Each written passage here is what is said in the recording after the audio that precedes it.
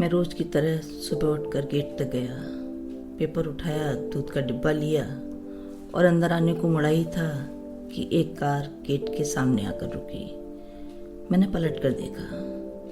Car मेरे घर के ठीक सामने चौधरी अंकल के गेट पर खड़ी थी। अंकल आंटी बाहर आ गए थे। कार में से लगभग मेरी उम्र का एक युवक अपनी पत्नी के साथ उतरा। गोद में बच्चा भी था। गाड़ी से सामान उतरवा कर वो अंदर रखवाने लगे। शायद कोई नया किराएदार आया है। मैं अंदर चला आया, लेकिन मेरा मन वहीं उलझ कर रह गया। इतने साल हो गए तुम्हें गए हुए, पर ये बावरा मन अभी भी वहीं मडराता रहता है। ऐसी ही ठंडी सुबह थी वो, जब तुम्हारी टैक्सी इसी गेट पर आकर रुकी थी। गाड़ी से उतरते ही मुझसे मुलाकात हो गई थी तुम्हारी। दरअसल उस दिन चौधरी अंकल आंटी को कहीं बाहर जाना था, तो अपने घर की ऊपरी मंजिल की चाबी मुझे दे गए थे और तुम्हारे आने की जानकारी भी। अंजलि भारद्वाज, तुमने अपना परिचय देते हुए कहा, और ये मेरे पापा। वो चौधरी अंकल ने जी मैं सलील मेहरा। मैंने अपना परिचय दिया। 7 साल पहले शादी की उम्र हो गई थी मेरी।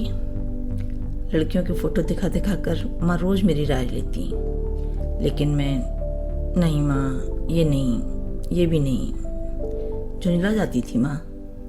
आखिर कैसी लड़की पसंद है तुझे? कोई और हो तो बता देना। तुम पर नजर पड़ी तो लगा यही तो है जिसे मेरी नजरें तलाश कर रही थी। तुम्हारा सामान लगवा कर मैंने चाय भिजवाई और फिर खाने के लिए तुम लोगों को अपने घर पर ही बुलवा लिया था।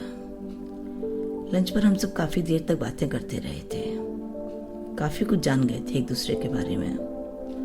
और सबसे खूबसूरत इत्तेफाक ये था कि तुम्हारी कंपनी का ऑफिस भी उसी बिल्डिंग में था जिसमें मेरा। हम एक ही गाड़ी से ऑफिस जाते थे। पहली नज़र का प्यार परवान चढ़ रहा था। हम एक दूसरे में डूबे रहते, साथ जीने मरने की कस्में खाते, आने वाली जिंदगी के सुनहरे सपने बुनते, अपनी प्यार की दुनिया में मगन। तुम कभी कभी बहुत डर जाती थी, सलील पापा कभी नहीं मानेंगे इंटरकास्ट मैरिज के लिए, मैं मना लूंगा उनको। लेकिन वो नहीं माने, किसी भी कीमत पर नहीं। अपनी बिरादरी, अपने खानदान की इज्जत की दुहाई देने लगे। अब यहाँ तक कि अपने जान देने की धमकी तक दी उन्होंने। और आखिर उन्होंने तुम्हें मुझसे अलग कर ही दिया।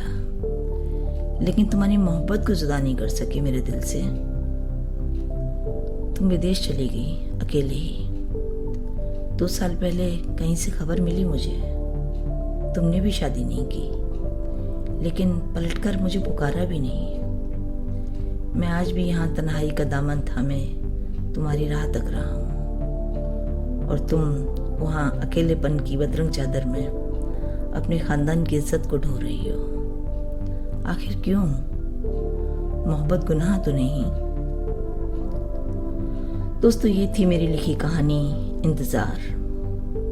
ऐसी ही और कहानियाँ सुनने के लिए सब्सक्राइब कीजिए मेरा चैनल सिलसिला यादों का।